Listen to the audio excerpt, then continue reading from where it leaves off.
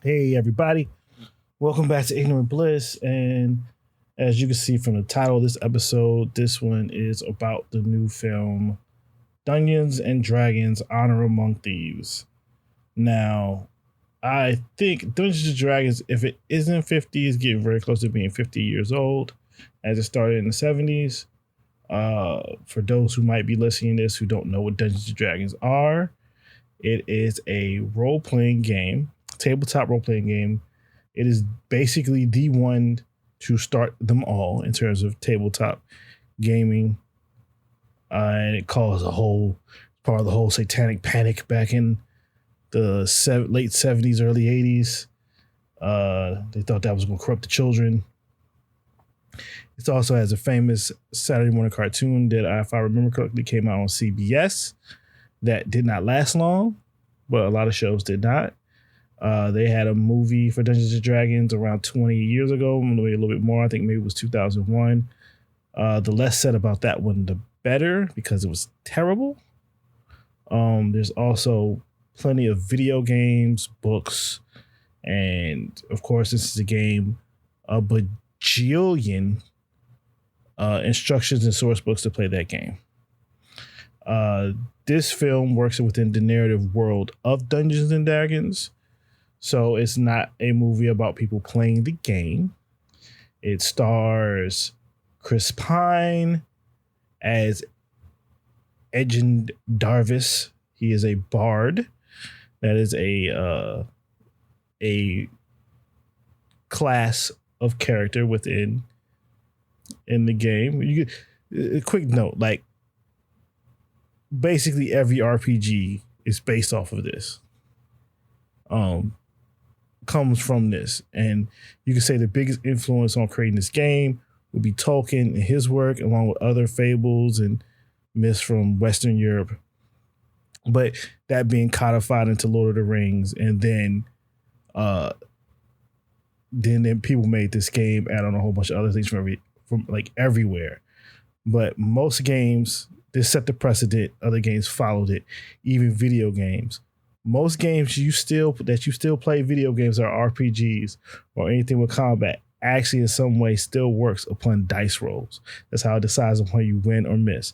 But that is a tangent. Yes, back. Michelle Rodriguez played Holga Kilgore, a barbarian. Regé Jean Page, who I just called Bridgerton because that's what made him famous, plays Zink Yendar, a paladin. Justice Smith plays Simon Ormar, a sorcerer. Sophia Lillis plays Doric, a druid. Well, a tiefling druid.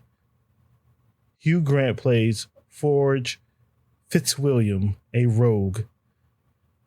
Chloe Coleman as Kira Darvis, which is Edgin's daughter. She doesn't have a job class yet because she's a kid. Daisy Head as Sophina, the big bad guy. And then Jason Wong as Dralis, who you really don't see, but he's the big evil bad behind the big bad guy. So yeah, it's the story of Edgin and Holga, two of the best homies. They have a crew. They get betrayed. They're in jail. They're trying to get out of jail so they can go get back to Edgin's daughter, who they raised together as platonic homies. Because Edgin has a tragic story that I'm not going to spoil. But things happen. They actually got betrayed. That's how they ended up in jail. And they have to find a way to get back at their betrayer, it's the Hugh Grant character, Forge. He betrayed them. They have to get back at him. But then it unravels into a larger, bigger plot. And it's a really good fantasy adventure. It works upon, a more found family group of outcasts coming together. Very Guardians of the Galaxy-esque type of film. But even though I am not the biggest Guardians of the Galaxy fan, I did enjoy this film because I enjoyed all the actors in it and the way they handled the jokes, the way they handled the world, and the way it works well for those who don't play. because I'm not actually a D&D player. I'm not the biggest fan. I do enjoy video games in that world, though, sometimes.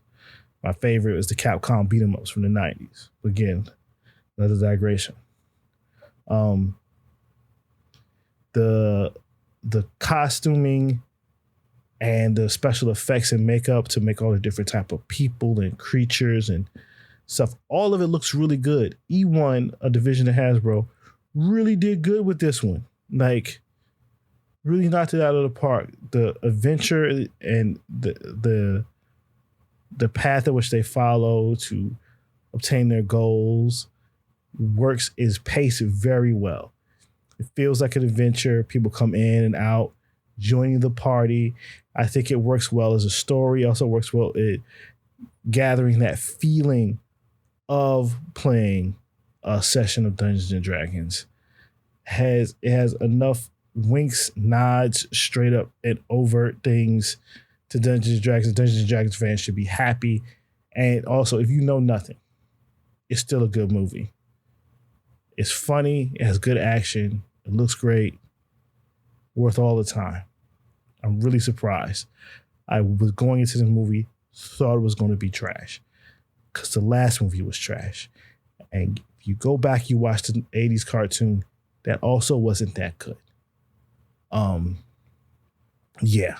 Don't let people lie to you, tell you that it's great. It's not. Even if there's a future me that says, hey, it's good. It's not. It's not good. But this is worth your time. Worth your time and money. Go see this movie. You will enjoy it. Let's jump off. New time. Game movies. We out here. We lit. All right, y'all. Peace. On your knees. Okay, chop it off. Chop it off. Let's do it.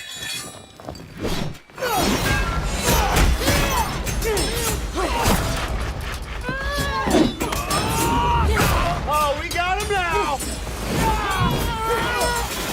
You know what? I'm thinking there are probably sharper stairs somewhere else. We're thieves, but we help the wrong person steal the wrong thing and unleash the greatest evil the world has ever known. The Red Wizards created an army of the undead. Sounds lovely. Quite the opposite. I know, I was being ironic. I find irony is a blade that cuts he who wields it most especially.